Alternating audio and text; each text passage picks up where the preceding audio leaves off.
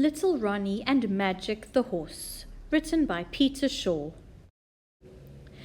Ronnie was delighted with his new birthday toy, a white rocking horse that was just right for a boy.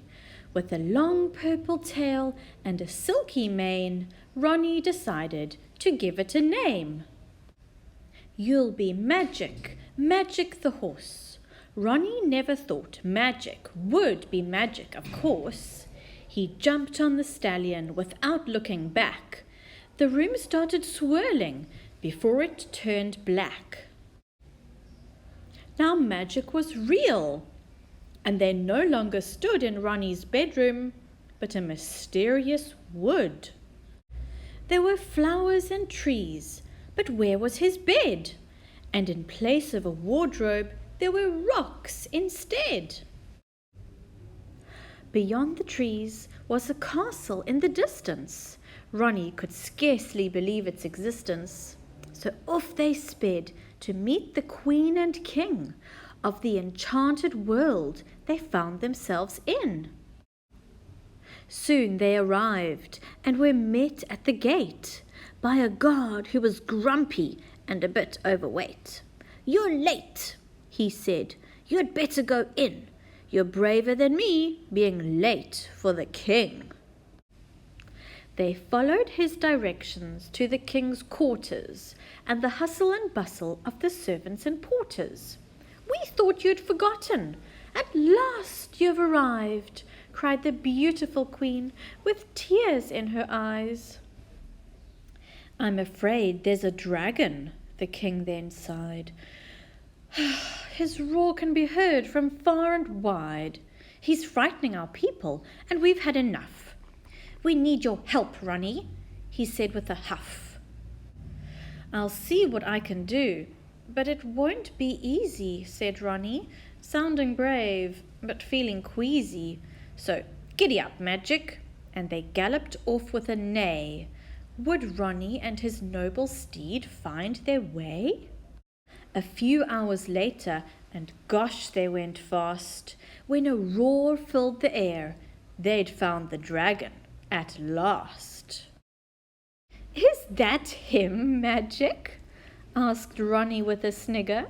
"He doesn't look scary, and I thought he would be bigger. He was slimy and scaly, but most strangely of all, the troublesome dragon was incredibly small."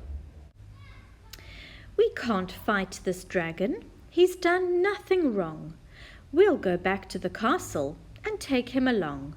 We can't leave him here all on his own. Perhaps he'll stop roaring if we give him a home." So back to the castle and to the king's quarters and the hustle and bustle of the servants and porters. "Allow me to introduce," Ronnie said with a smile, "the dragon that's caused trouble all this while." "Is it true," laughed the queen, "that this little thing has scared all the people and even the king?" "It's true," said Ronnie, "and I've got an idea. It will stop him roaring throughout the year. Why not give him a home, his very own house? And in return, he'll be as quiet as a mouse." They agreed to the deal, and the dragon was invited to live by the castle. He was truly delighted. Ronnie turned up that evening for his reward. Riding on Magic, he was greeted with applause. Ronnie was happy. He felt extremely excited as he knelt before the king, ready to be knighted. "Arise, Sir Ronnie," and the crowd cheered. Ronnie looked up, but they'd all disappeared. Now Ronnie was back in his bedroom once more. There was his bed and his old chest of drawers. "I got off Magic," Ronnie said with dismay, "and it made my adventure vanish away." And sure enough, Magic stood wooden and lifeless. But Ronnie knew magic was magic, and priceless.